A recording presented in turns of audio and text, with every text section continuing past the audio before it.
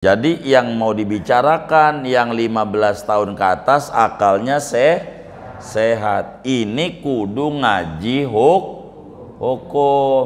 Kalau kagak ngaji dosa. Nih udah 15 tahun belum? Belum wajib. Ini yang 15 tahun ke atas wajib belajarnya dulu tentang hukum. Namanya fikih begitu. Apa manfaatnya belajar ilmu fikih ini?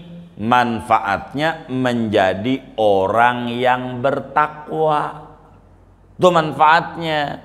Kalau kita pengen bertakwa, kudu ngaji fikih. Nggak bisa begitu, nggak bisa kalau nggak ngaji fikih. Sebab manfaat fikih itu menjunjung tinggi perintah Allah, menjauhi larangan Allah. Nah, menjunjung tinggi perintah Allah dan menjauhi larangan Allah tuh bahasa singkatnya takwa. Sebab takwa itu menjunjung tinggi perintah Allah, menjauhi.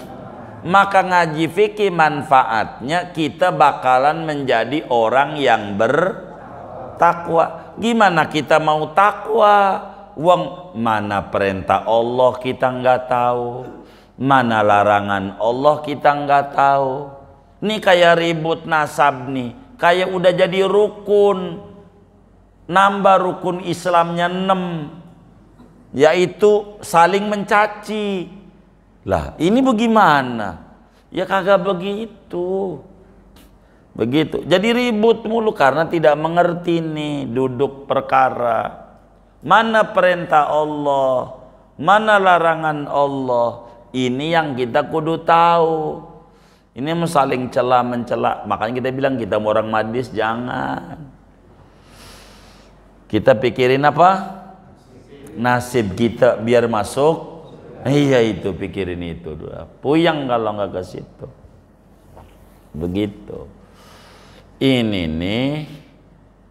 Jadi manfaat ngaji fikih itu menjunjung tinggi perintah Allah, menjauhi, artinya menjadi orang yang bertakwa. Gimana kita pengen jauhin larangan Allah bila larangannya aja kagak tahu. Kalau kagak tahu, udah nggak bakal menjauhi. Itu khotib lagi khutbah main HP aja, main HP. Jangan main HP. Khotib lagi khutbah. Yang kagak boleh tuh sama pengurus ngomong. Sama pengurus masjidnya kagak boleh ngomong. Bila khotib udah naik mimbar jangan ngomong. Kalau saya nggak ngomong, main HP, main game.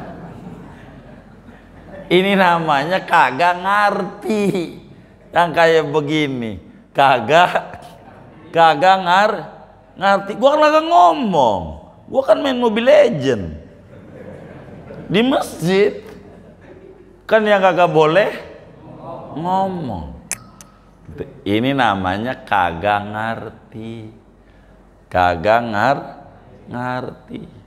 Begitu, bukan begitu. Yang kayak begini nih pasti di pom bensin nabun. Karena yang kagak boleh ngerokok, nabun mau kagak ada tulisannya. Bukan begitu. Ngomong tuh maknanya kagak konsen dengerin sama main HP juga kagak konsen dengerin. Iya jangan juga. Assalamualaikum warahmatullahi wabarakatuh. Bismillahirrahmanirrahim. Alhamdulillahi rabbil alamin. Wassalatu wassalamu ala sayyidina Muhammadin wa ala alihi wa sahbihi ajma'in.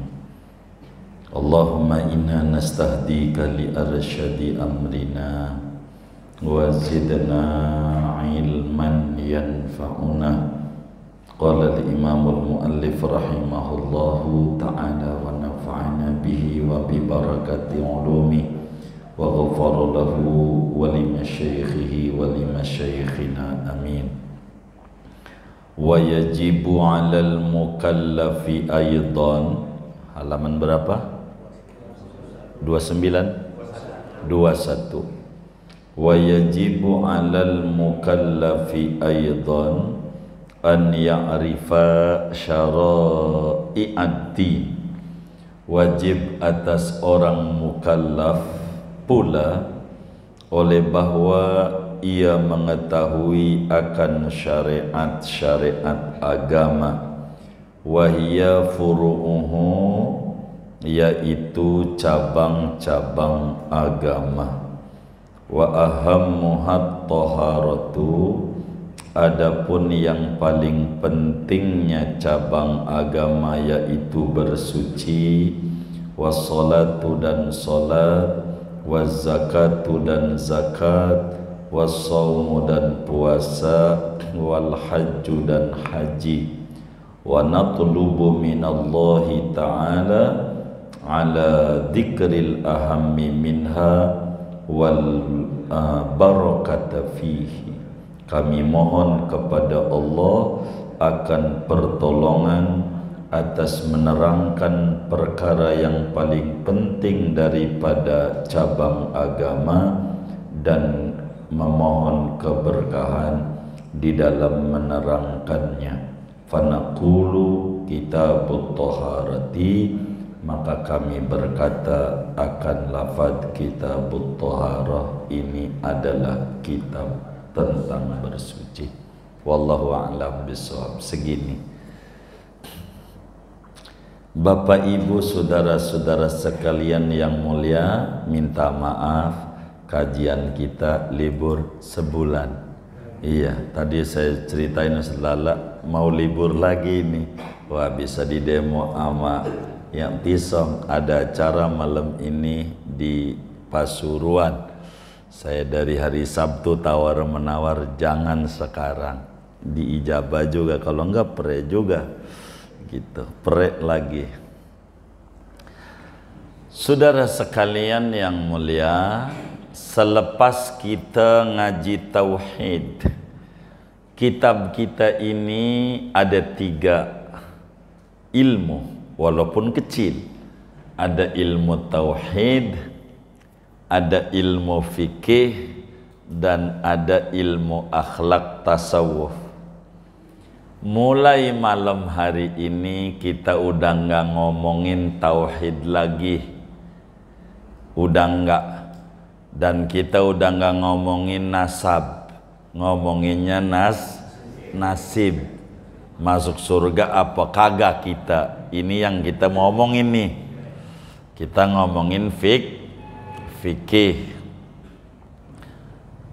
Karena Imam Ghazali bilang di dalam kitab Al-Iqtisad fil I'tiqad, la tasihul ibadah illa ba'da ma'rifatil ma'bud. Ibadah, wudu, solat, zakat, puasa, haji, dan seterusnya tidak sah kecuali sesudah mengenal Tuhan yang disembah. Sehingga kiai kita ini pertama-tama menerangkan tauhid. Mulai malam hari ini akan mengkaji ilmu fikih. Singkatnya, orang yang umurnya 15 tahun ke atas, akalnya sehat, wajib secara syara agama, wajib mengetahui tentang syariat Islam. Sebab Islam ini sebagai agama yang dibangun di atas 3 tiang pancang. Di dalam aturan Ahlus Sunnah wal Jamaah, Islam ini ada 3 tiang pancang. Pertama, Islam itu akidah, dan udah kelar tuh akidah Ahlus Sunnah wal Jamaah, kita udah bedah. Kedua, syariat. Syariat itu biar gampang ilmu fikih. Ketiga, akhlak, biar gampang ilmu tasawuf. Jadi kita udah selesai mengkaji satu ilmu dan kita akan memasuki ilmu fikih dan nanti ilmu tasawuf. Agar kita lebih mendalam mengetahui ilmu ini, saudara, kita perlu pahami dulu tentang ilmu fikih. Fikih itu secara bahasa artinya paham. Fikih itu secara bahasa artinya paham. Kata Nabi dalam satu hadis yang sahih, man yuridillahu bihi khairan yufaqihu fid din. Barang siapa Allah kehendaki padanya akan mendapatkan keberlimpahan kebaikan yang banyak, maka orang itu diberikan fikih pada agama. Apa itu fikih? Paham. Jadi secara bahasa fikih itu artinya paham. Korelasinya bahasa ini, kalimat paham ini, ilmu fikih itu ilmu pemahaman yang tadinya tersurat menjadi tersirat dari Quran dan dari hadis. Tadinya enggak nongol, enggak kelihatan. Dengan fikih menjadi kelihatan. Yang tadinya enggak nampak, fikih itu memberikan nampak jelas. Biar gampang, yang ditulis di pom bensin dilarang merokok. Ini biar gampang. Tuh Quran hadis kayak begitu tuh. Kayak tulisan dilarang merokok. Tuh dilarang merokok. Tuh namanya disebut tersirat apa tersurat? Hah? Tersirat apa tersurat? Kelihatan apa enggak? Kelihatan tuh tersirat apa tersurat? Surat tuh tertulis. Tertulis apa enggak tuh? Tertulis. Tuh namanya biar gampang tuh Quran hadis. Kalimat itu biar gampang. Tapi ada yang kagak ditulis, dilarang nabun. Ada enggak tulisan dilarang nabun? Enggak ada. Tapi ada di dalamnya. Di pom bensin tuh walaupun nggak ada tulisan, ente jangan bakar ban di situ. Boleh nggak? Kan nggak ada tulisannya. Itu namanya tersirat. Nah, fikih itu yang enggak tertulis kelihatannya, biar kita paham. Itulah ilmu fikih. Begitu. Ilmu fikih. Biar kita ngerti tentang Quran ini sebagai kitab induk. Quran hadis nih, ulama-ulamanya itu tuh yang membedah biar kita ngerti. Ngerti. Lalu apa fikih di dalam terminologinya, arti ilmu fikih? Fikih itu, saudara, al-ilmu bil ahkami syar'iyyati al-amaliyati al-muktasabu min adillatiha at-tafsiliyati. Fikih itu terminologinya adalah satu disiplin ilmu.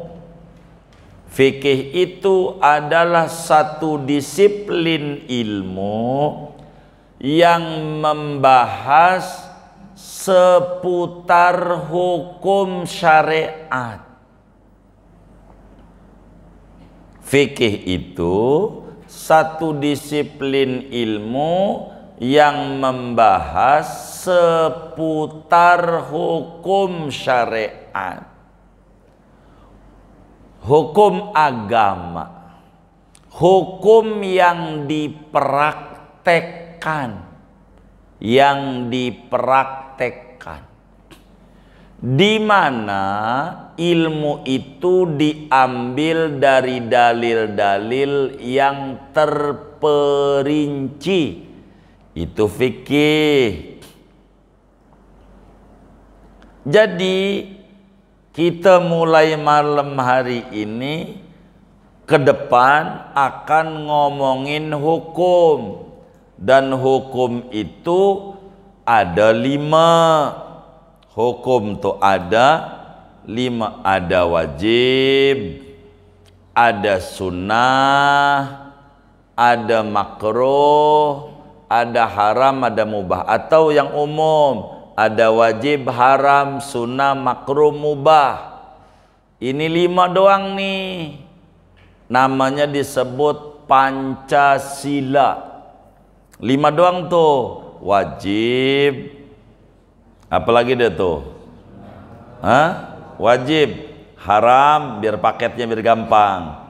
Haram, sunnah, makruh, mubah. Dah tuh susunannya kayak begitu. Mubah, begitu. 5 nih. Nah, ini nih yang mau dibahas ke depan. Karena memang dari mula kita bangun tidur sampai kita tidur lagi enggak bakalan lepas dari 5 ini yang dikerjakan oleh kita.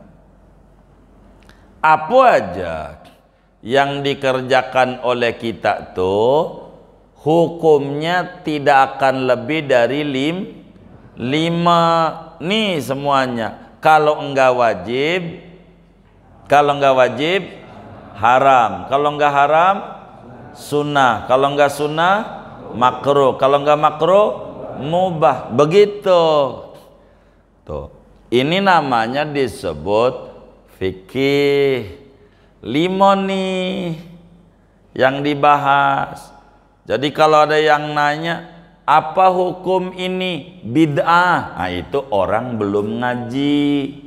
Begitu. Sebab hukum tuh cuman 5. Begitu. Hukum tuh cuman 5. Enggak nambah jadi 6 bid'ah. Enggak. Bid'ah mau bukan hukum. Bid'ah mau istilah. Bukan. Kita harus bisa bedakan. Hukum cuman 5. Kalau enggak wajib, haram. Kalau enggak haram, sunnah. Kalau enggak sunnah, makruh. Kalau enggak makruh, mubah. Lalu bid'ah apa? Bid'ah mah bukan hukum. Bid'ah mah cuman istilah tuh sebutan barang yang di zaman Nabi tidak ada.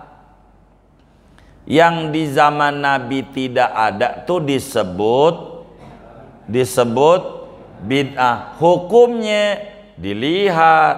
Kalau enggak wajib, haram. Kalau enggak haram, sunnah. Kalau enggak sunnah, makruh. Kalau enggak makruh, mubah. Tuh hukumnya begitu. Tuh namanya begitu.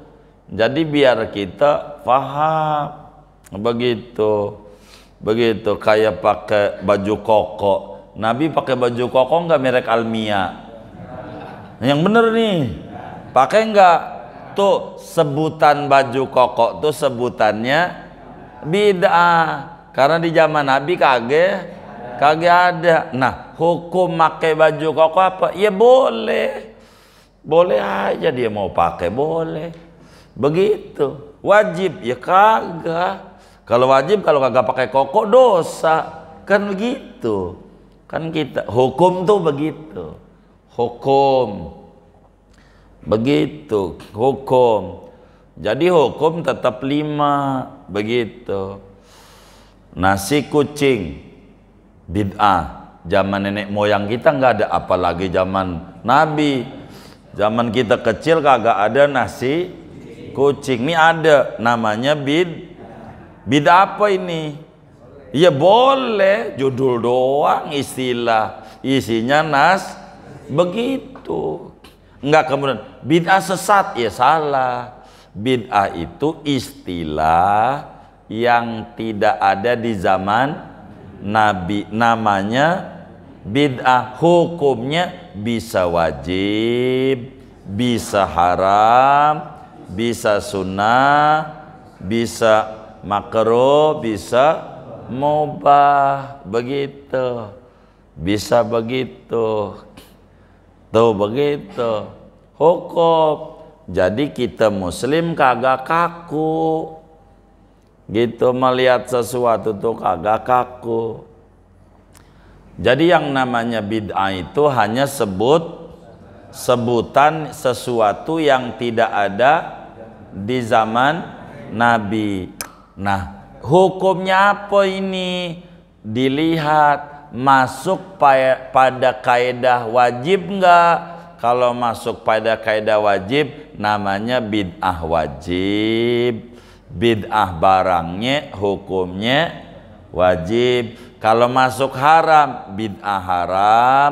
Bid'ah sebutannya hukumnya haram. Masuk sunat namanya bid'ah sunat. Masuk makruh bid'ah tapi hukumnya makruh. Masuk mubah bid'ah tapi hukumnya mubah. Begitu. Jadi muslim tuh ngelihatnya adalah isi, bukan judul.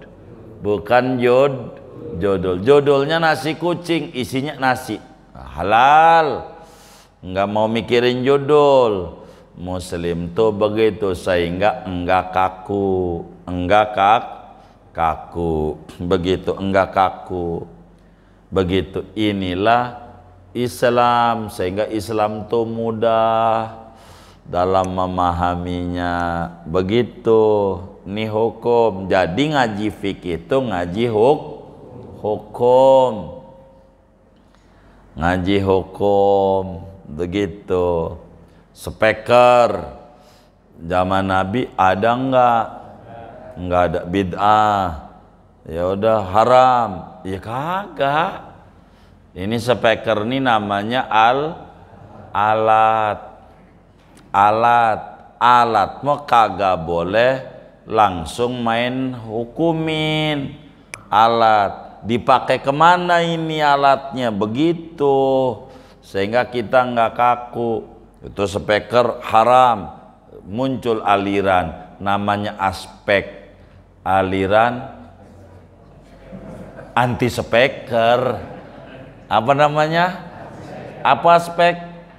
Anti speaker. Begitu, gitu. Begitu alirannya. Jadi ada aja begitu aliran nih. Apalagi yang sekarang lagi rame, ada dua aliran. Ada Muhyiddin, ada Muhammad. Begitu. Pengikut Pak Imad namanya Muhammad. Begitu. Yang ikut-ikut itu ulama-ulama yang wali-wali dulu tuh namanya Muhyiddin. Itu mau orang buat istilah biar kita, apa tuh mukimad? Ya pengikutnya Pak Imad, begitu. Itu istilah sebutannya, itu istilah. Jangan dicatat. Itu yang muncul di mana-mana, ya namanya orang.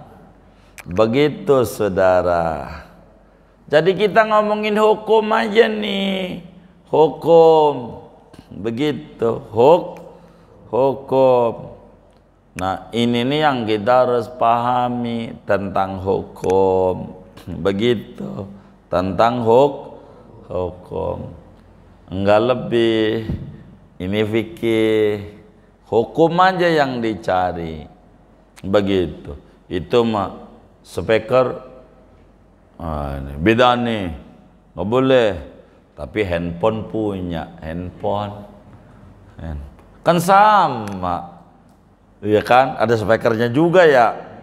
Ada, ada ya, ada. begitu. Mana pakai kacamata lagi, begitu, pakai kacamata lah. Kacamata sama speaker tuh sama-sama apa? Alat. Fungsinya sama. Untuk apa? Fungsinya antara kacamata sama speaker sama apa beda? Sama fungsinya. Untuk apa? Memperbesar. Begitu. Itu fungsi namanya. Alat hukmiyah. Fungsinya untuk apa? Untuk apa? Memperbesar. Kalau speaker memperbesar suara. Kalau kacamata memperbesar huruf yang dilihat. Kalau speaker haram, kacamata juga haram. Copot, gak kelihatan. Begitu, bener nggak? Begitu, mana kita minnya udah parah ya kan? Begitu, kan nggak begitu. Islam tuh nggak kaku, nggak murah, mudah, enak. Begitu. Hukum Islam. Nah ini nih kita bakal ngebedah ini nih. Begitu bakal dibedah hukumnya Islam. Dan udah baku hukum Islam. Kurikulumnya jelas. Kalau kita mau ngomongin hukum, pasti ulama tuh ngomong pertamanya bersuci. Itu namanya kurikulum. Enggak bakal berubah-berubah. Itu mau hukum, itu kurikulum berubah mulu. Dari merdeka misalkan bisa 12 kali. Begitu berubah-berubah mulu kurikulumnya. Sekarang ini namanya kurikulum apa? Merdeka. Kemarin berarti kurikulum begitu. Hah? Iya, belum merdeka. Gitu. Kalau berubah lagi nih, penjajah lagi nih. Waduh, kan kagak begitu, kagak. Jadi puyeng. Si kakak bisa ngajarin adek, bukunya kagak ganti-ganti. Jadi yang cerdas cepet. Ini mau ganti-ganti, puyeng. Begitu. Namanya tidak memiliki standar kurikulum yang baku. Standarnya kurikulum mengikuti pijakan kebijakan. Ganti menteri, iya lah. Kalau ganti pondasi mulu, kapan pinternya, kapan tingginya? Kan pondasi mulu, rungkat lagi, kan begitu? Bongkar lagi. Kalau bongkar kan nggak kelar-kelar ya kan? Nah gitu. Itu jadi puyeng. Jadi kita harus punya standar. Islam tuh rapi, hukumnya rapi, begitu. Itu Islam. Itu fikih tuh, hukum syariat, hukum agama yang dipraktekkan. Agama ini ada yang dipraktekkan, ada yang diyakini. Yang diyakini itu tauhid. Udah tuh kemarin. Itu bukan fikih karena diyakini. Kalau ini mau yang kalau nanti dibilang sholat kudu ruku, ya kudu ada ruku. Kalau enggak ruku, enggak disebut bakalan sholat 5 waktu, enggak sah, begitu. Ini karena kudu teori plus praktek, itulah namanya fikih. Begitu tuh namanya fikih. Siapa yang mau dikomentari nih? Yang dikomentari yang umurnya 15 tahun ke atas. Kalau bocah enggak, orang gila enggak. Jadi kalau orang dikit-dikit ketawa, ini bebas hukum. Kalau dikit-dikit ketawa, ini kagak ada hukum. Dikit ketawa. Yang kayak begini kudu dibawa kemana nih? Iya, grogol. Gini mau nih. Jadi yang mau dibicarakan yang 15 tahun ke atas akalnya sehat. Ini kudu ngaji hukum. Kalau kagak ngaji dosa. Nih udah 15 tahun belum? Belum wajib. Ini yang 15 tahun ke atas wajib belajarnya dulu tentang hukum. namanya fikih. Fikih begitu. Apa manfaatnya belajar ilmu fikih ini? Manfaatnya menjadi orang yang bertakwa. Itu manfaatnya. Kalau kita pengen bertakwa, kudu ngaji fikih. Nggak bisa begitu, nggak bisa kalau nggak ngaji fikih. Sebab manfaat fikih itu menjunjung tinggi perintah Allah, menjauhi larangan Allah. Nah, menjunjung tinggi perintah Allah dan menjauhi larangan Allah tuh bahasa singkatnya takwa. Sebab takwa itu menjunjung tinggi perintah Allah, menjauhi. Maka ngaji fikih manfaatnya kita bakalan menjadi orang yang bertakwa. Gimana kita mau takwa? Wong mana perintah Allah kita nggak tahu, mana larangan Allah kita nggak tahu. Nih kayak ribut nasab nih, kayak udah jadi rukun, nambah rukun Islamnya 6, yaitu saling mencaci. Lah ini bagaimana? Ya kagak begitu. Begitu. Jadi ribut mulu karena tidak mengerti nih duduk perkara. Mana perintah Allah, mana larangan Allah. Ini yang kita kudu tahu. Ini saling cela mencela. Makanya kita bilang kita mau orang madis jangan. Kita pikirin apa? Nasib kita biar masuk. Iya itu pikirin itu dulu. Puyang kalau nggak ke situ. Begitu. Ini nih. Jadi manfaat ngaji fikih itu menjunjung tinggi perintah Allah, menjauhi, artinya menjadi orang yang bertakwa. Gimana kita pengen jauhin larangan Allah bila larangannya aja kagak tahu. Kalau kagak tahu, udah nggak bakal menjauhi. Itu khotib lagi khutbah main HP aja, main HP. Psst. Jangan main HP. Khotib lagi khutbah. Yang kagak boleh tuh sama pengurus ngomong. Sama pengurus masjidnya kagak boleh ngomong. Bila khotib udah naik mimbar jangan ngomong. Kalau saya nggak ngomong, main HP, main game. Ini namanya kagak ngerti. Yang kayak begini, kagak ngerti. Gua kan kagak ngomong. Gua kan main Mobile Legend di masjid. Kan yang kagak boleh ngomong. Ini namanya kagak ngerti. Ngerti. Begitu, bukan begitu. Yang kayak begini nih pasti di pom bensin nabun. Karena yang kagak boleh ngerokok, nabun mau kagak ada tulisannya. Bukan begitu. Begitu. Ngomong tuh maknanya kagak konsen dengerin sama main HP juga kagak konsen dengerin. Iya jangan juga begitu. Ini kita harus pahami begitu. Yang nggak boleh ngomong. Ada orang Quran sampai dijepit. Ini Quran jepit jalan. Emang apa begitu? Kan nggak boleh nggak punya wudhu memegang Quran. Saya kan nggak megang, jepit. Ini namanya kagak ngerti yang kayak begini nih. Disebut tukang ngakalin kalau begitu tuh. Ini kagak ngerti yang kayak begitu. Ini bakal jadi ribet yang kayak begitu. Kagak ngerti. Kita nih harus paham. Ini nih ilmu fikih.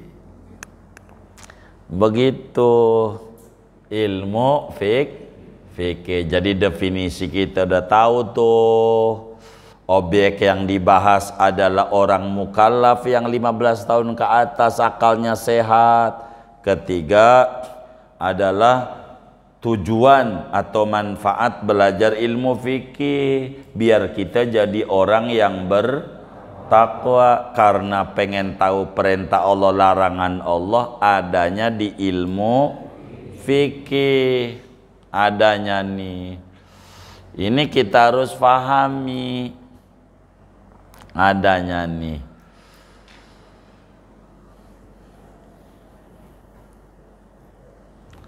Apa kelebihannya ngaji ilmu fikih? Mati husnul khotimah. Kelebihan ngaji ilmu fikih itu, kelebihannya mendapatkan wafat husnul khotimah, mati masuk surga. Ngaji di majelis ilmu fikih sebab al-fauzu bil jannah, bakal meraih surga kalau ngaji fikih nih. Begitu fikih. Siapa yang pertama kali menemukan ilmu fikih? Menemukan tuh membukukan, mengkodifikasikan jadi fikih, yaitu Imam Abu Hanifah. Imam Abu Hanifah ulama yang wafat tahun 150 Hijriah. Imam Abu Hanifah inilah pertama-tama ulama yang membukukan ilmu fikih. Tadinya ada di dada-dada para ulama, para sahabat, para tabi'in, di dada dibikin buku. Begitu tuh itu Imam Abu Hanifah. Makanya kata Imam Syafi'i, an-nasu ayalun li Abi Hanifah fil fiqhi. Para ulama itu ngekor, punya utang budi pada Imam Abu Hanifah terkait ilmu hukum. Abu Hanifah, ini bab bersuci nih, ini bab sholat nih. Tuh, baru ulama-ulama lain ngikutin dari rumusan yang dibuat Abu Hanifah, kerangkanya. Tuh begitu kerangkanya. Tuh begitu. Tuh namanya penemu. Pengambilannya dari mana? Pengambilan ilmu fikih 4. Dari Quran, dari hadis, ijma', qiyas. Begitu. Pokoknya Quran, hadis. Di Quran kagak ada tasyahud akhir, nyuruh sholat aja nggak ada, tasyahud akhir rakaat sholat nggak ada, gitu. Di Quran baca Fatihah disuruh baca nggak ada, pokoknya dirikan sholat. Tuh namanya juga undang-undang dasar, masih global. Nabilah yang paham, karena Quran itu nama Nabi, nama ada as-sunnah, hadis Nabi. Nih, hadis Nabi itu penjabaran daripada Quran. Nah, ini nih masih kita nggak ngerti wong dalam, maka ada ulama-ulama yang ngerti. Begitu. Kalau kita menyalahi ulama, bikin geger. Begitu, menyalahi ulama tuh bikin geger. Kan ulama udah tulis tuh, kayak sekarang yang geger nih, gara-gara menyalahi ulama. Kan udah ditulis oleh Imam Nabhani dan banyak ulama. Telah seia sekata semua ulama, timur barat muanya, bahwa nasab yang paling soheh dari seluruh nasab Ahlil Bait dari keturunan Husain adalah nasab Ba'alawi. Itu udah ditulis oleh ulama dari dulu. Lah ada yang beda, masa kita yang beda dari yang banyak, yang jadi. Begitu Mana-mana juga yang suara banyak begitu. Tuh begitu. Namanya ada ijma. Udah kalau udah ijma. Ada namanya qiyas. Qiyas tuh ngukur, bandingkan, namanya qiyas namanya. Kita itu disuruh ngukur, membanding-bandingkan yang tidak tertulis. Ini contoh di Quran, wala taqul lahuma uf, wala taqul lahuma uf. Ente sama orang tua jangan jangan napas besar tuh, tanda nggak mau ke pasar tong. Itu aja nggak boleh. Kata dia, kalau nonjok mah nampol boleh, kan nggak ada tulisannya. Ini namanya kagak nggak ngerti, pengennya ditulis mulu muanya. Ya kagak begitu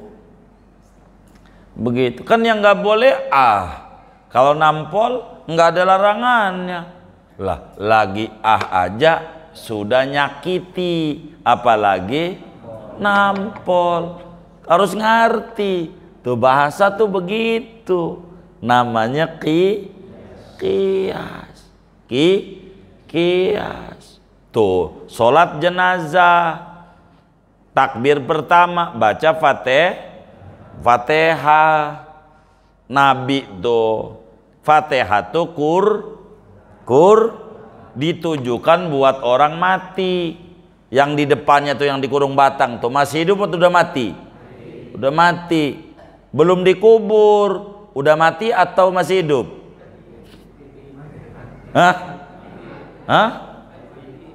Masih hidup atau udah mati? Udah mati. Yang namanya mati mah bukan urusan dikubur atau belum, urusannya ada nyawanya apa enggak. Itu yang dikurung batang tuh ada nyawanya enggak, berarti udah mati. Tuh Nabi baca Quran Fatihah untuk orang mati, kira-kira nyampe enggak tuh? Nyampe enggak? Lah nyampe. Kalau agak nyampe berarti Nabi ngajarin sia-sia, bener enggak? Tuh Quran dibaca buat orang mati, kita ganti, enggak sholat baca Yasin. Yasin tuh Quran bukan? Quran. Fatihah, bila Fatihah aja nyampe, apalagi Yasin. Begitu. Jadi orang tuh enggak puyang-puyang amat hidup tuh kayak begitu. Kalau ditanya, Nabi pernah enggak baca Quran buat orang mati? Pernah enggak? Pernah apa sering? Saat apa? Iya, sahabat ada yang mati soal jenazah. Begitu. Gitu. Kayak begitu. Jadi enggak susah-susah amat. Nabi doa, Allah maghfirlahu warhamhu. Bener enggak? Allah maghfirlahu warhamhu. Lah kan abis baca Yasin juga bakal Allah maghfirlahu warhamhu. Tapi sebelum Allah maghfirlahu warhamhu baca la ilaha illallah, baca sholawat. Itu makanya sebelum maghfirlahu baca sholawat yang keduanya. Bener enggak? Iya, nyampe enggak itu?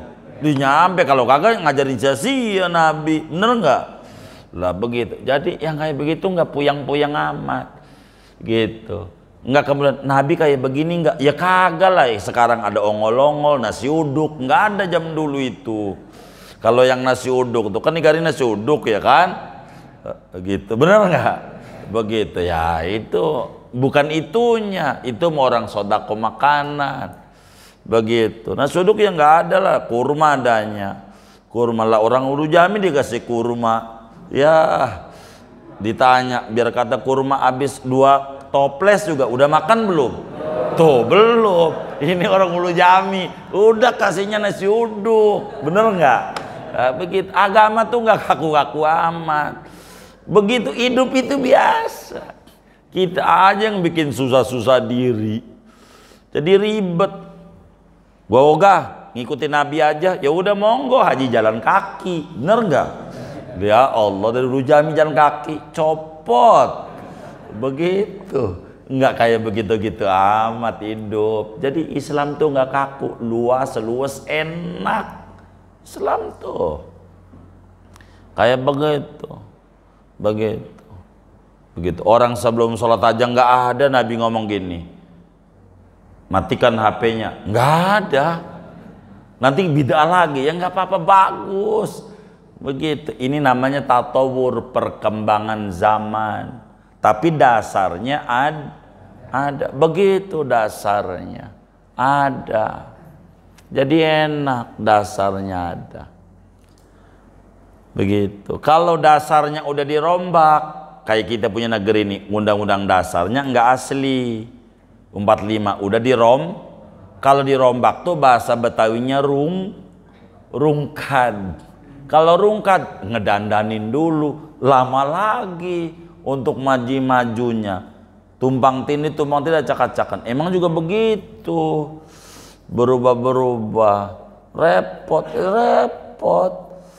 Nanti baru bakal rapi kalau sudah lama. Baru bakal maju. Kalau sekarang belum, kan baru pondasi lagi. Begitu, lama. Begitu. Itu proses namanya. Enggak apa-apa, kesepakatan. Boleh saja, tapi lama akan rapinya karena menyesuaikan lagi gitu. Jadi repot. Itu begitu. Itu pengambilannya Quran, hadis, ijma, qiyas. Maka orang dalam kacamata hukum Islam dibagi dua. Begitu. Islam tuh orang tuh dibagi dua. Pertama orang dewasa, dua bocah. Biar gampang. Pertama orang, dua bocah. Bahasa lainnya, pertama orang melek, dua orang buta. Tuh. Bahasa lainnya, pertama ulama, dua orang awam.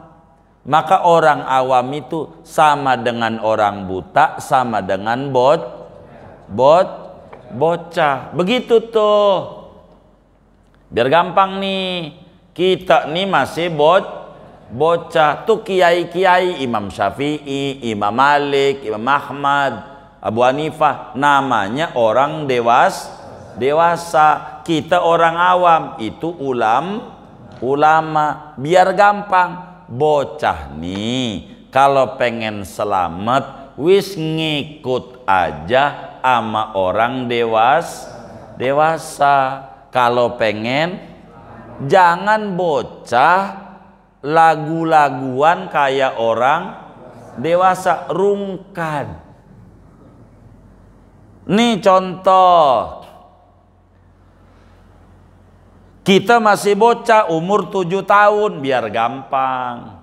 Diajaklah sama babak kita ke Ragunan. Babak kita pas deket kandang macan lari. Maka bocah ini lari. Pertanyaannya, kenapa bocah ini lari? Kenapa bocah ini lari?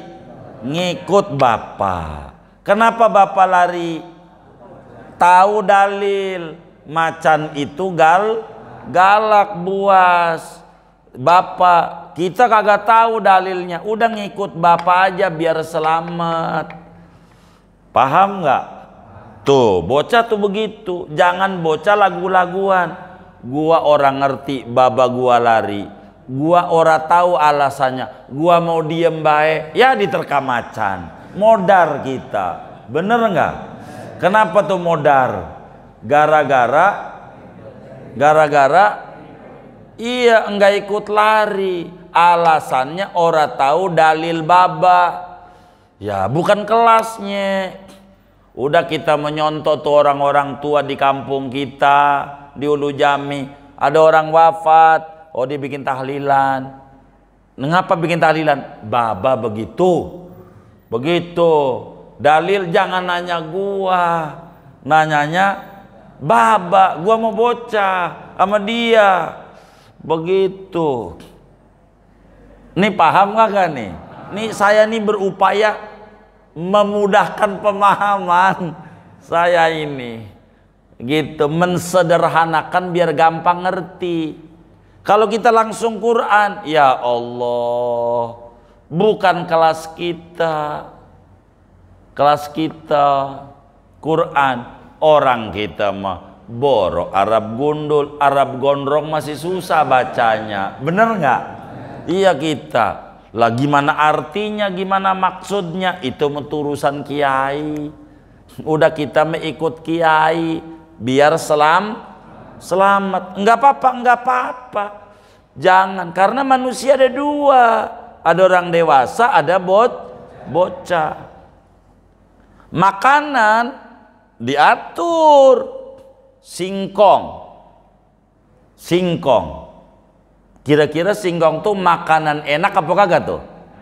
Hah? Saya mau tanya nih, singkong tuh makanan enak nggak? Halal nggak? Halal. Enak nggak? Enak. Tapi nggak semua orang. Jangan sampai bayi dikasih singkong. Bagaimana kalau buat bayi itu singkong? Hah? Gimana? Bayi langsung aja kasih singkong di mulutnya. Gimana? Kelolodan. Bayi itu jangan dikasih Quran hadis, puyeng memahaminya, bakal jadi salah. Itu tugas kiai. Bayi mau dikasihnya bubur, singkong. Bayi dikasih bubur gitu, karena nelennya nah fikih ini biar gampang bubur. Fikih itu bubur, singkong mah Quran hadis urusan kiai. Maka ada mujtahid, ada muqallid. Kita nih taklid itu apa sih? Ngikut gitu. Mujtahid itu kiai, karena Qur'annya fas'alu ahla dzikri in kuntum la ta'lamun. Tanya kiai yang ente nggak tahu. Berarti ada kiai, ada bukan kiai. Yang bukan kiai ikut ama kiai. Kiai ini ikut Quran ama hadis. Maka kita pun juga sesungguhnya ngikut Quran, ngikut hadis melalui kiai. Oh begitu. Maka kita bermadhab, mau madhab Syafi'i ke, mau madhab Hanafi ke, Hambali ke, apalagi Maliki ke, semuanya sama, ikut Quran, ikut hadis secara tidak langsung. Kenapa tidak langsung? Wong kita mau bayi, mau langsung singkong, gimana? Kelolodan. Kita mau kelasnya apa? Bubur yang udah empuk, tinggal telen. Begitu. Dalil urusan bapak, gitu urusannya. Jadi jangan kita ditanya dalil repot begitu. Dalil urusan kiai, penyanyi disuruh ngulas hukum, acak-acakan penyanyi begitu, penyanyi bahas hukum, waduh udah repot urusannya kiai. Acak-acakan kalau kita rungkat ajaran. Ini diatur, kita mah urusannya masih bayi mah udah ikut ulama begitu. Ulama. Makanya zaman dulu tertib. Mohon maaf nih, pemilu nih, ini siapa ini yang paling pinter nih, yang bisa ngebantu ini nih? Saya berharap banget, rindu. Mohon maaf, mungkin pikirannya kuno, tapi inilah Islam. Bagaimana Islam tuh? Mohon maaf nih, yang rada mirip ajaran Islam nih.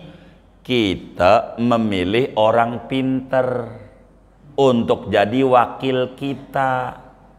Tuh, begitu. Kita memilih orang pinter untuk jadi wakil kita. Namanya disebut DP. Itu biar gampang tuh. Kiasnya nih, kias.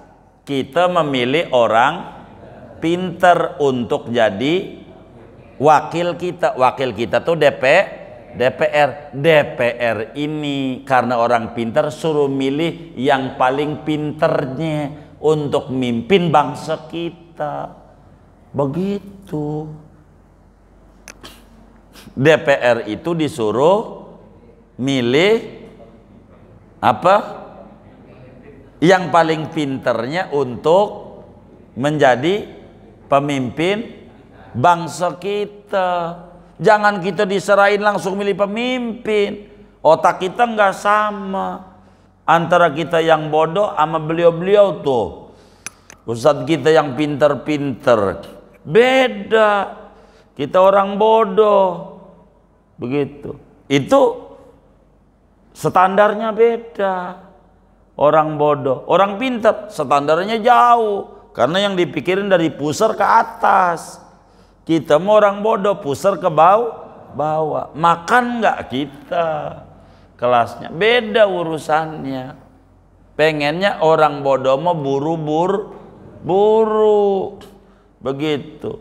Nah, cara mandangnya beda. Begitu. Ada orang nih masuk gorong-gorong. Nih, hebat nih. Belum tentu. Tuh. Karena standarnya beda. Begitu.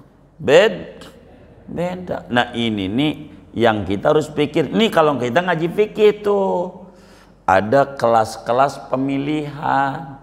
Begitu kelasnya. Jangan diserahin nama kita, ujungnya bingung bernegaranya.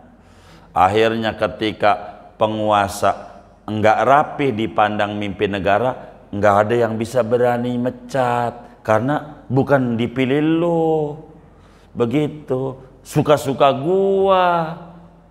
Tapi lu menyalahi, gua kan wakil rakyat, tapi wakil rakyat lu kagak milih gua. Ya udah jalan masing-masing, udah acak-acakan bernegara. Nih saya rada gampangin nih hukum.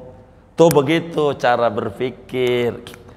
Begitu. Maka kalau saudara yang ngaji ini mengerti dalam ilmu hukum tata negara, dalam Islam namanya al-ahkam as-sultaniyah, hukum-hukum tata negara. Tuh dipelajari kayak begitu dalam Islam. Sayang kitab kita ini tidak nyampe ke situ.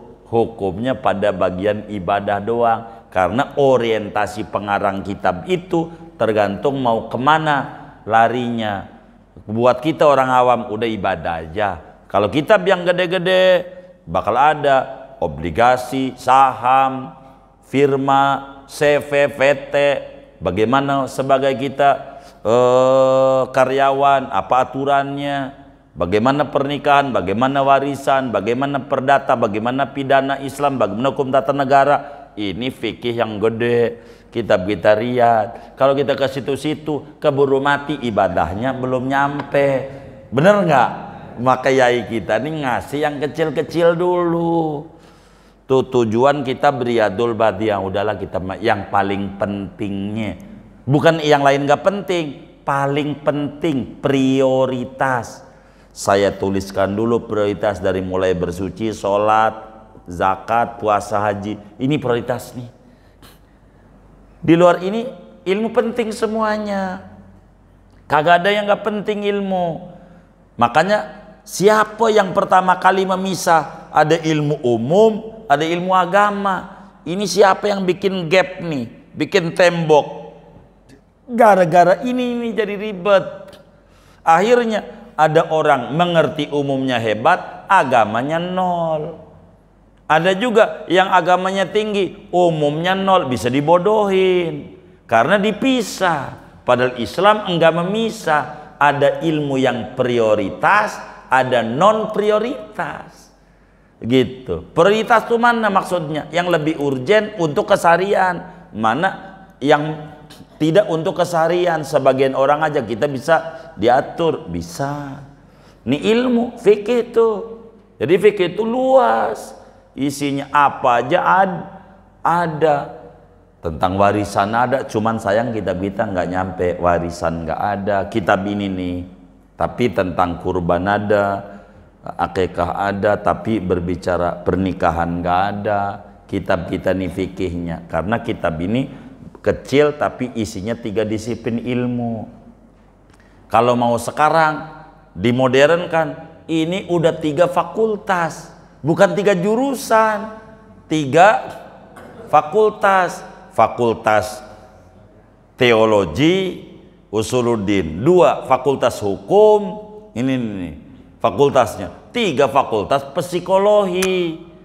Fakultas ini tentang ilmu jiwa. Ada 3, kitabnya kecil, turunannya banyak. Turunannya gitu. Kitab kita nih, tapi modal, karena Islam tuh terbangun untuk menjadi mulia. Ada 3 susunan kemuliaan, ada 3 susun. Yang paling rendah susunan kelebihan keturunan, namanya fadilatun nasab. Namanya fadilatun nasab. Ini urutannya paling rendah, paling buncit. Kelebihan keturunan, artinya darahnya nggak merah tapi darahnya biru, ya biru gitu, biru. 2 kelebihan ilmu gitu. 2 kelebihan ini lebih tinggi nih, begitu. 2 nih, kalau tadi nomor 3, ini nomor 2 begitu. Nomor 1-nya kelebihan adab, kelebihan. Jadi nomor 1 fadilatul adab, nomor 2 fadilatul ilmi, nomor 3 fadilatun nasab. Kelebihan seseorang dari segi adab, kelebihan orang dari segi ilmu, kelebihan orang dari segi nasab. Nasab itu keturunan. 3 ini bisa ngumpul pada 1 orang. Itu hebat tuh. Darahnya biru juga, ilmunya pinter, akhlaknya bisa juga bisa. Begitu. Babanya mau kiai, kitanya kagak, bisa. Jadi antara adab sama ilmu tinggian mana? Hah? Kenapa? Hah? Nomor 1. Baik. Saya mau tanya nih supaya paham. Ada orang sopan banget sama orang hormat, enggak sholat. Enggak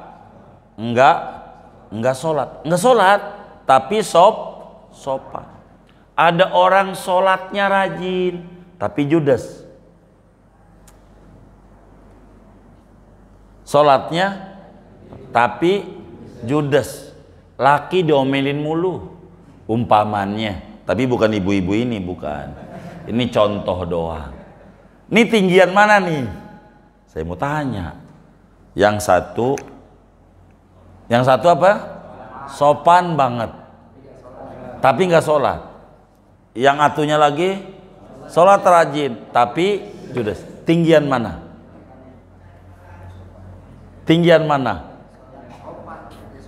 Hah?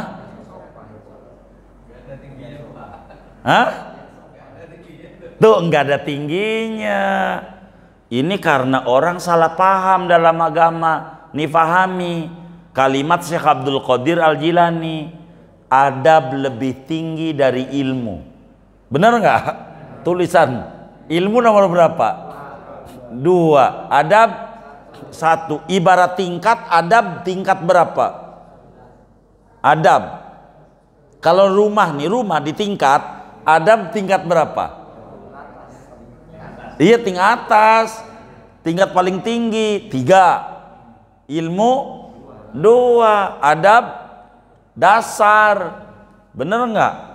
Jadi kita buang tuh nasab, buang biar gampang.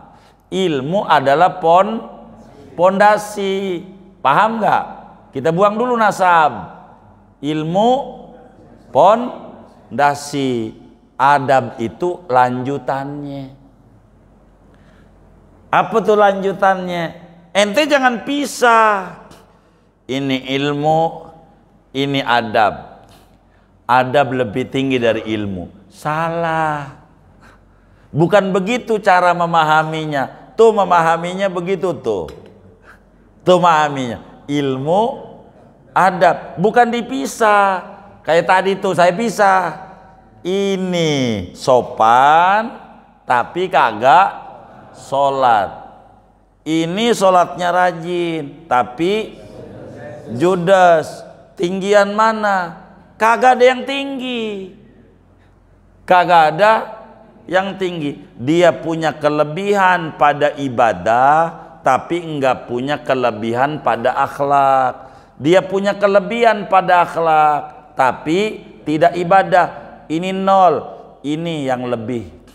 Masih tinggian orang tukang ibadah yang judes daripada yang sopan tapi enggak. Dari mana tuh tahu? Nih urutannya. Urutannya. Ini ilmu, ini Jadi adab itu di atas ilmu. Tahu nggak di atas? Tuh di atas tuh. Di atas apa di samping? Hah?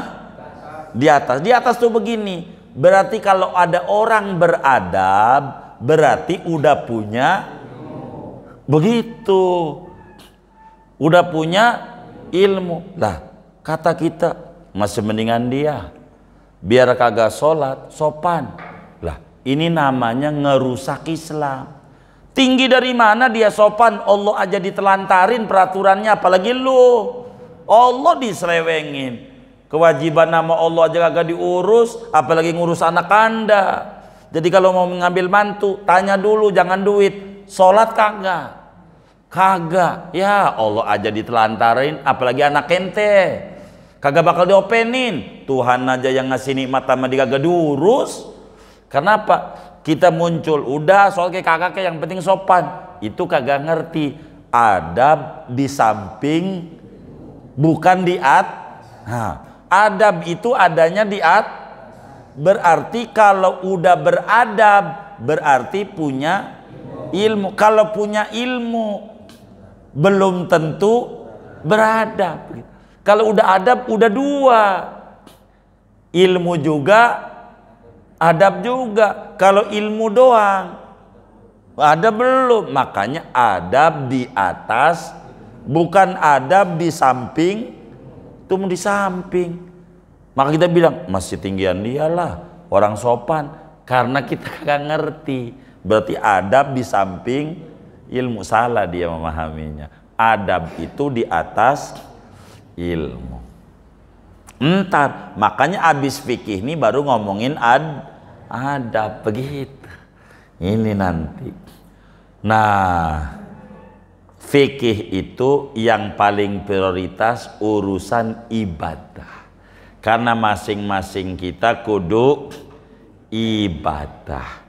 Maka ngomongin ibadah permulaannya nanti kita bedah kitabut toharoh, kitab tentang bersuci. Nanti enggak malam hari ini. Malam ini juga. Udah deh segini dulu ya. Ya udah. Segini dulu ngaji kita. Ada yang ditanya mungkin. Silahkan. Baik Ustadzuna. Waalaikumsalam.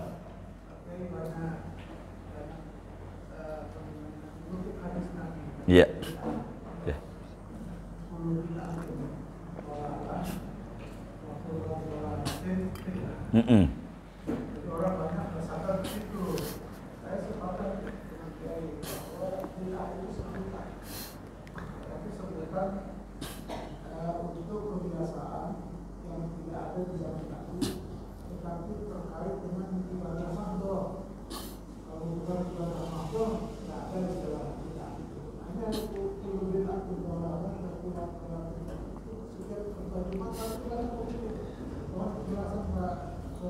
Baik, jadi begini, Imam Izzuddin Ibn Abdissalam, seorang ulama besar di Mesir, ini sebagai yang ulama yang bergelar Sultanul Ulama, rajanya kiai sejagat di waktu itu.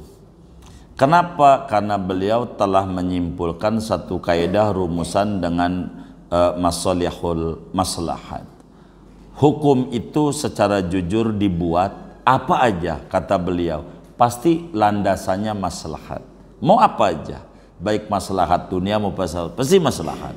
Makanya kata beliau bid'ah adalah sebutan. Ini bukan kata kami, kata beliau dalam kitabnya Qawaidul Ahkam li Masalihil Anam di halaman ujung, tebal tuh kitab. Maka bid'ah adalah sebutan. Maka hal yang bid'ah ini bakal ditinjau dari segi hukum. Hukumnya apa? Bagaimana menyoroti kullu bid'atin dolalah?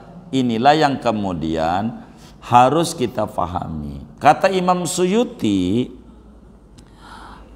ulama yang wafat tahun 911 Hijriah, dalam kitabnya Ilmu Al-Quran, itu kalau kita udah menjadi perguruan tinggi PT IKI gitu, PT IKI itu kata teman kita nih, ada jokian ini, itu dulu ribut antara orang Sunda sama orang Jawa begitu, orang Sunda kalah, kalau orang Sunda menang PT iya, benar nggak?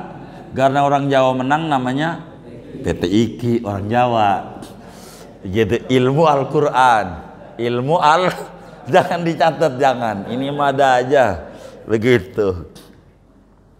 Jadi saudara, maka kata Imam Suyuti di dalam kitab Al-Itqan pada juz 2 halaman di terakhir menjelang khatam tuh kitab itu, yahtajul mufassiru ila kitabillah wa sunnati rasulillah ada arba'ata asy'ara fanan min funul ilmi. Orang yang mau terjun pada lautan Quran ataupun lautan hadis, dia harus punya modal 14 disiplin ilmu. Tanpa itu pasti dia bakal keliru di dalam memahami kalam Allah dan kalamnya Rasulullah. Salah satunya berbicara kullu. Apa arti kullu? Ini dulu. Al-Quran arti kullu ada dua. Ada kullu yang artinya seluruh, tiap-tiap. Ada kullu artinya sebagian. Sebagian. Itu Quran. Membagi dua. Maka ulama ahli logika, kul itu ada dua. Ada bahasa ilmu logika, ada kul majmu', ada kul jami'. Majmu' itu sebagian. Gitu. Jami' tiap-tiap atau seluruh. Dari mana ini? Kata Imam Akhdari di dalam kitabnya Sulamul Munawwarak, al-kullu hukmuna 'alal majmu'i ka kullu dzaka laisa dza wuqu'i wa haitsuma likulli fardin hukima fa innahu kulliyatun qad ulima. Sehingga Al-Qur'an membagi dua kullu. Ada kullu artinya seluruh. Contoh, kullu nafsin dha'iqatul maut. Seluruh yang bernyawa mati. Bukan manusia doang. Kambing mati, ayam mati. Ini berarti kullunya namanya kul jami'. Kul artinya tiap-tiap atau bahasa lainnya seluruhnya. Kedua, ada kullu artinya sebagian. Kata Allah dalam Al-Quran, wa khalaqna minal ma'i kulla syai'in hay. Kata Allah, kulla syai'in hay. Wa khalaqna minal ma'i kulla syai'in hay. Apa itu terjemahannya? Kami cipta segala yang hidup dari air. Dari air. Kulla diartikan kami cipta tiap-tiap yang hidup dari air. Tiap-tiap nggak bisa, sebab iblis dari api. Berarti bukan tiap-tiap nih, sebagian. Sebagian kami cipta dari air mani. Contohnya kita. Tapi ada yang dicipta dari cahaya, siapa tuh? Malaikat. Ada yang dicipta dari api, siapa tuh? Jin, iblis dari api. Ini kul di sini bukan seluruh, tiap-tiap. Mana lagi di surat Kahfi. Wa kana wara'ahum di juz 16-nya, wa kana wara'ahum malikun ya'khudhu kulla safinatin ghasba.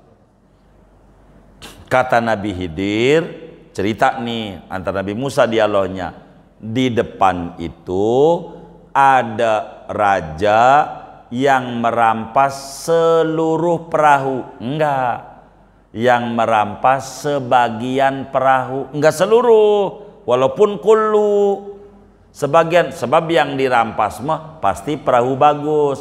Kalau perahu bolong-bolong yang rusak dirampas enggak? Kagak, mau ngapain? Berarti kul di situ sebagian. Nah, termasuk kullu bid'atin. Kullu bid'atin ini kul apa?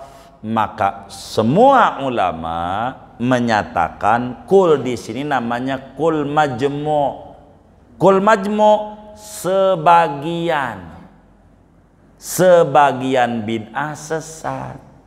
Berarti ada sebagian lagi yang kagak. Nah, begitu cara menyimpulkannya, seperti itu. Ini dari kalimat kullu. Jadi enggak semua kullu artinya tiap. Enggak setiap kullu artinya tiap-tiap. Enggak setiap kata beruang artinya hewan, enggak.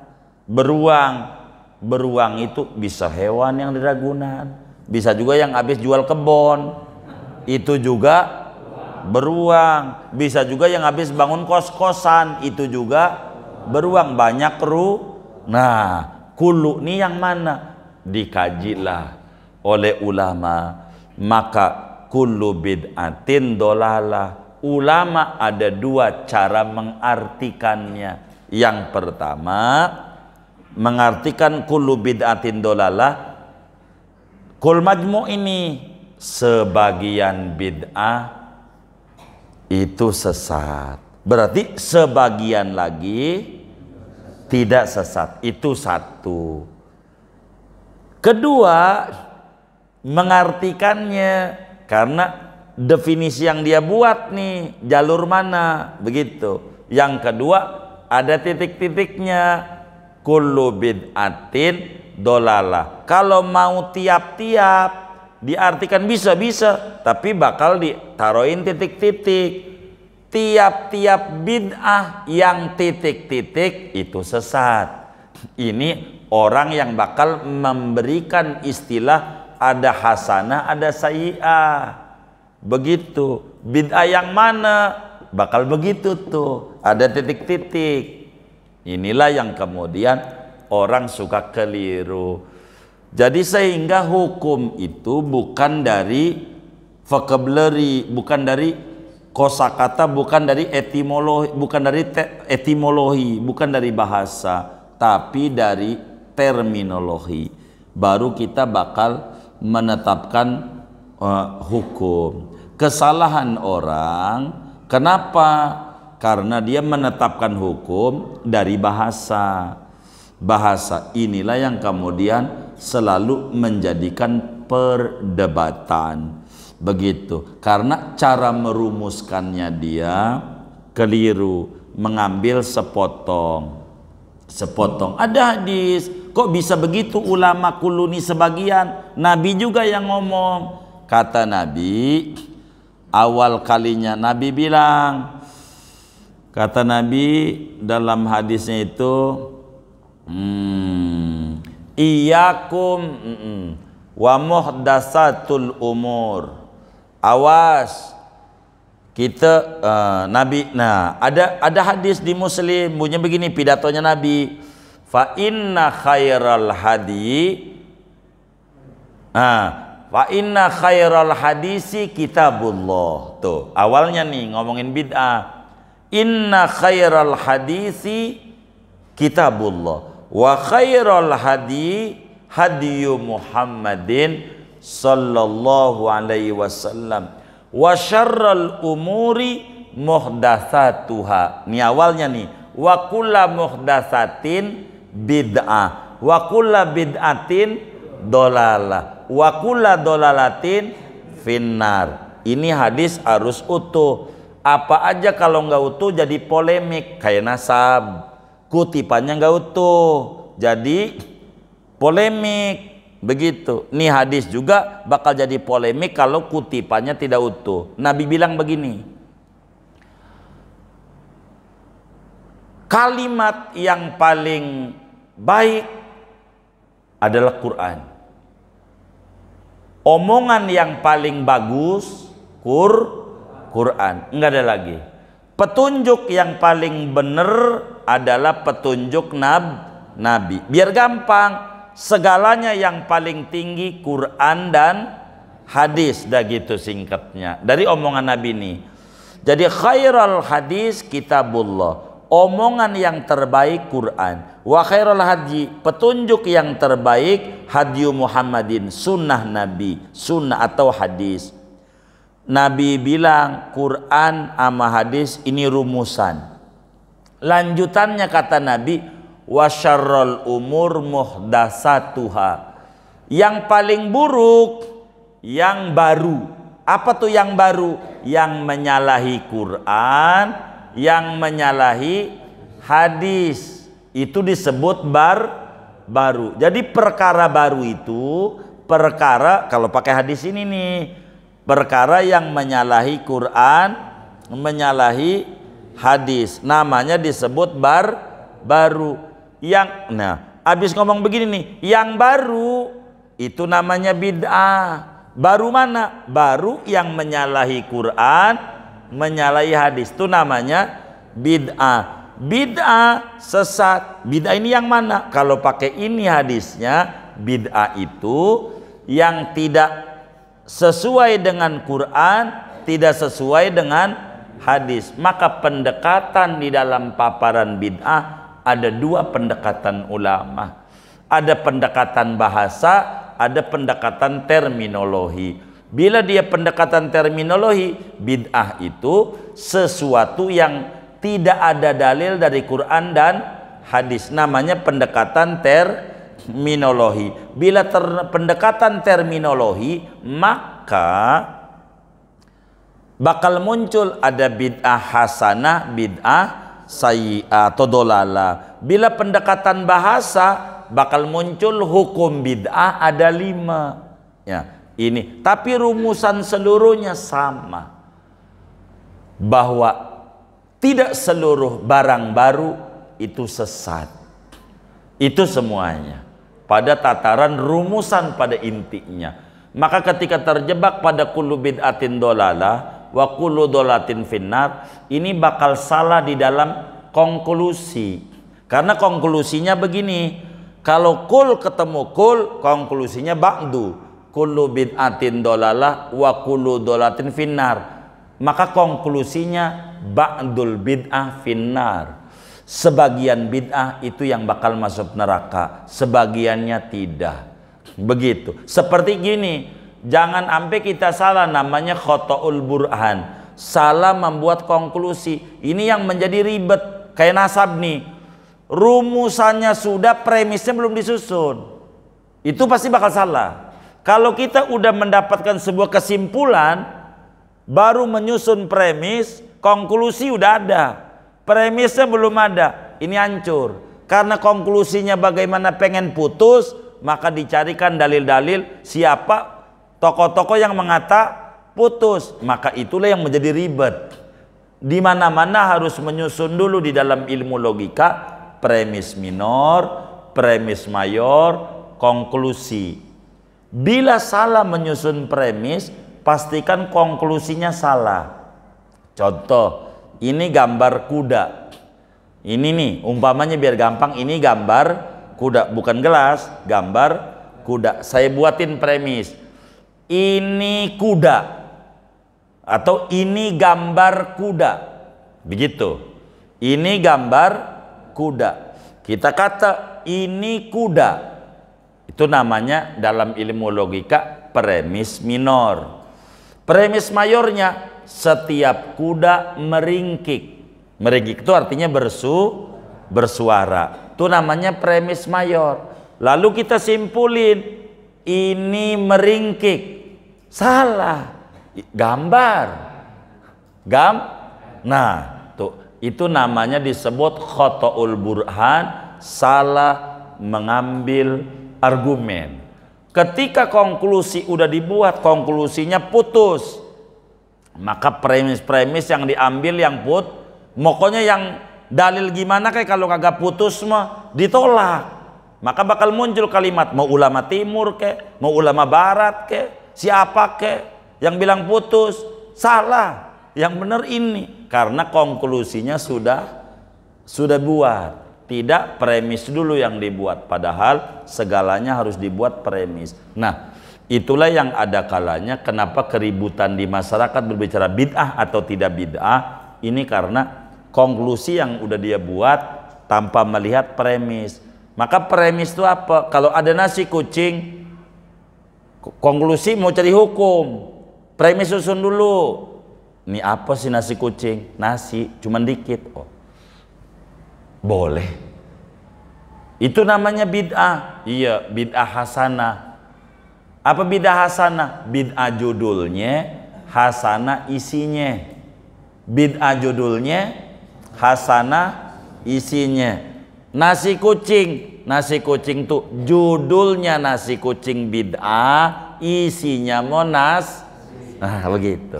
Itulah yang kemudian titik temu daripada kullu bid'atin dolalah. Jadi ada orang pendekatannya bahasa, lalu kemudian menyimpulkannya pada terminologi. Ini namanya beda. Biar gampang, makannya di warung Padang, harganya pengen warteg. Nemu nggak tuh? Enggak, karena beda pendekatan, beda rumusan. Kalau mau rumusan dari terminologi bid'ah, nantinya bukan dari bahasa. Terminologi bid'ah adalah perkara yang tidak punya dalil dari Quran dan hadis. Itu terminologi. Pendekatan bahasa, perkara yang nggak ada zaman Nabi. Akan ketemu dua-duanya. Kalau pendekatannya dari bahasa, maka hukum bid'ah ada 5. Apa tuh? Wajib, haram, sunnah, makruh, mubah. Karena pendekatan dari bahasa. Kalau pendekatan terminologi, bid'ah ada 2. Ada bid'ah hasanah, ada bid'ah dolalah. Begitu. Dolalah tuh mana? Kalau dari pendekatan bahasa ketemunya yang haram sama yang makruh. Yang haram tuh namanya bid'ah dolalah. Sama. Mana bid'ah yang hasanah? Yang wajib, yang sunnah. Contoh mana? Bikin kampus. Zaman Nabi kagak. Zaman Nabi ada nggak UGM? Enggak. UI, UIN. Masa kita masuk neraka yang kuliah karena zaman Nabi nggak ada? Ini apa sih Kak UIN ini? Menuntut ilmu. Oh, menuntut ilmu. Wajib dong. Wajib bikin kampus. Begitu. Gitu. Kayak begitu. Ini namanya tatawur. Dulunya ngaji Nabi itu kayak begini nih. Halakoh. Ngeriung. Dimodernkan pakai kursi. Dimodernkan. Ini modern. Pakai laptop. Tuh makin modern. Begitu. Yang kayak begitu. Ini namanya tatawur. Perkembangan zaman. Jadi enggak apa-apa. Begitu. Kiai punya mobil Alphard boleh orang Nabi aja kendaraannya termewah, kuswa tuh unta termahalnya unta. Kalau bahasa sekarangnya Mercy, Lamborghini gitu, Lamborghini. Itu tuh untanya Nabi. Karena apa? Alat transportasi kala itu mahal untanya Rasulullah tuh. Termahalnya unta. Kalau sekarang istilah zaman sekarang Lamborghini. Itu bagaimana? Enggak apa-apa. Orang Nabi aja punya alat transportasi. Boleh. Begitu. Boleh. Yang kayak begitu. Nah, inilah yang kemudian ada bid'ah pada bagian dunia, ada bid'ah pada bagian agama. Ini dipisah. Ini yang dunia ini disebut bid'ah mubahah. Enggak mau nih bahas bagi yang dolala sayi'ah, enggak mau. Ini mah barang dunia nih. Kita yang pada teori agama aja. Nah, kalau pada teori agama dilihat apakah pada teknis apa pada prinsip. Itu yang dilihat. Ketika terjebak pada teknis, ini yang bakal jadi ribut. Pada agama, contoh, orang tahlilan. Dia ngeributnya, udah tahlilan ya. Ini bidah nih, bidah. Begitu. Ini karena dia pada teknis, tidak melihat prinsip. Apaan sih orang tahlilan? Orang kumpul, kumpul silaturahim, iya.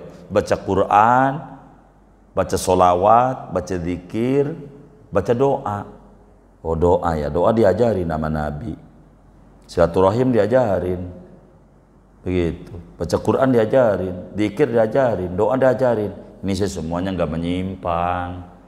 Karena dia berbicara prinsipnya. Kalau berbicara teknisnya kumpul, ada ongol-ongol, ada cucur, ini bid'ah.